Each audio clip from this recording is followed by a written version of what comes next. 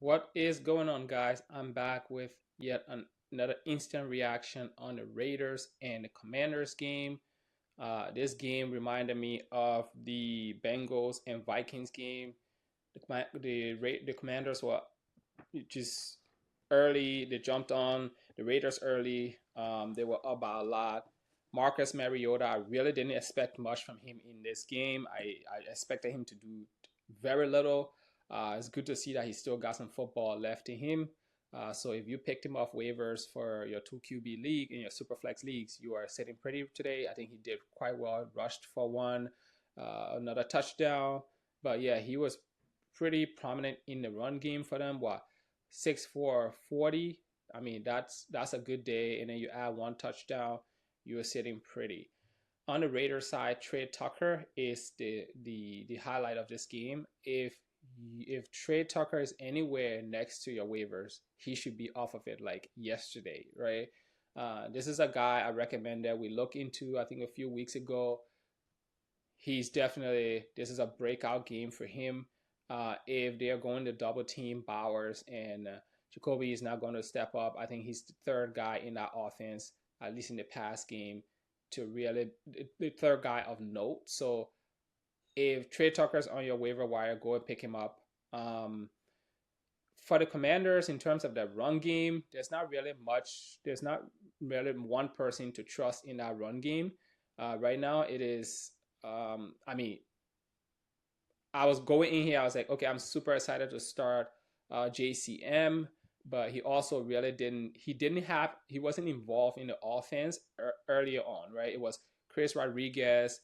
It was Jeremy McNichols. It was those type of guys that were just leading this backfield in opportunities. So maybe as the season progresses, he gets more involved. But I don't feel comfortable going forward starting uh, any of these guys, right?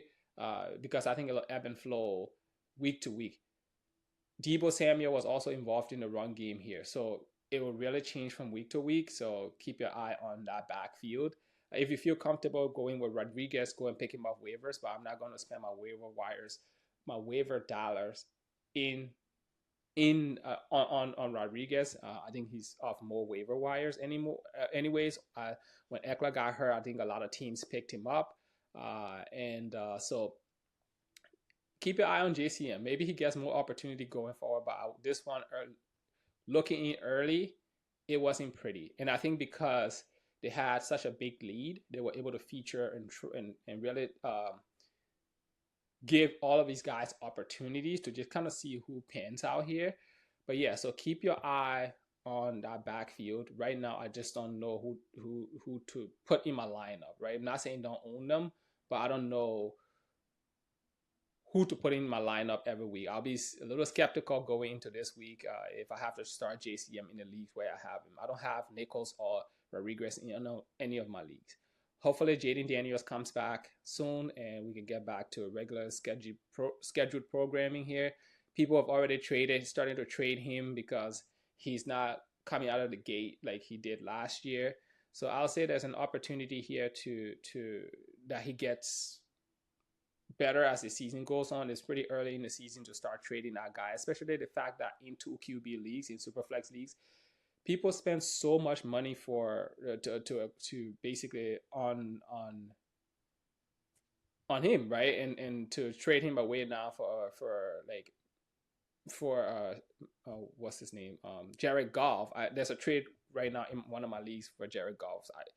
Yeah, Goff had one big game, but do we think that the Chicago Bears also suck? I know that's my team, but they're horrible right now. So, do we expect that Lions team to be the Lions team that the Lions going forward to be the team that we saw last week?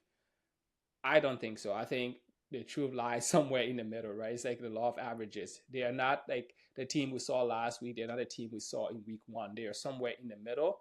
And to trade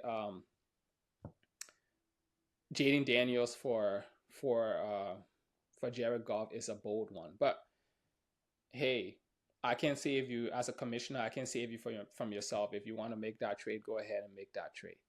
But yeah, guys, the takeaway from this one is go pick up Trey Tucker. Keep your eye on the Commanders' backfield. I don't know what's going on there. I don't know who to trust. I think Genty had what 17 attempts, so I think Genty will be fine long term. All of like the rookie running backs are really not doing that much for us right now, right? None of them have had like that big breakout game that we all expected or we were looking forward to. So go and pick up. Go. I think that would be up. This is the time to trade for Genty, right? This is the time to trade for Genty. Someone with Genty may be sitting at 0 and 0 and 3 after this week, or maybe 0 and 1.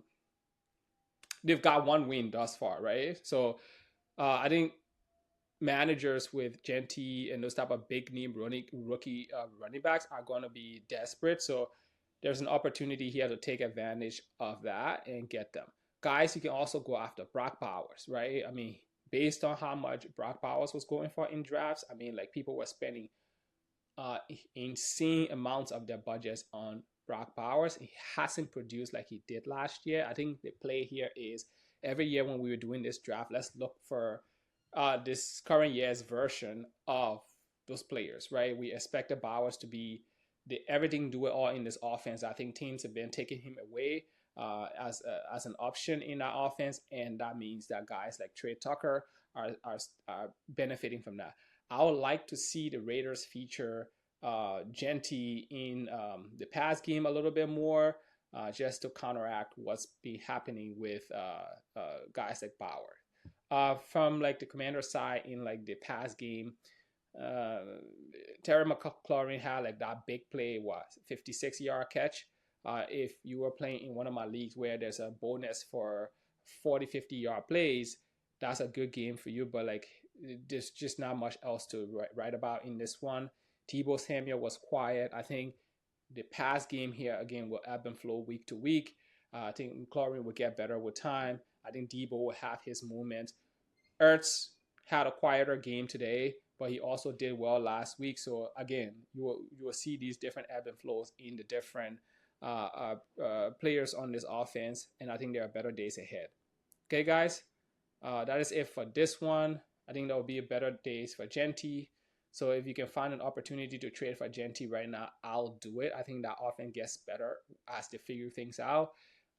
They can also use him in the pass game. I hope they start using him in that pass game more. On the Commander side, keep an eye on the backfield. Don't go spend too much on like McNichols or anyone like that. Just keep an eye on JCM and Chris Rodriguez and try to see how that plays out and if Debo Samuel is going to be involved in that run game as well. All right, guys. Till next time, peace out.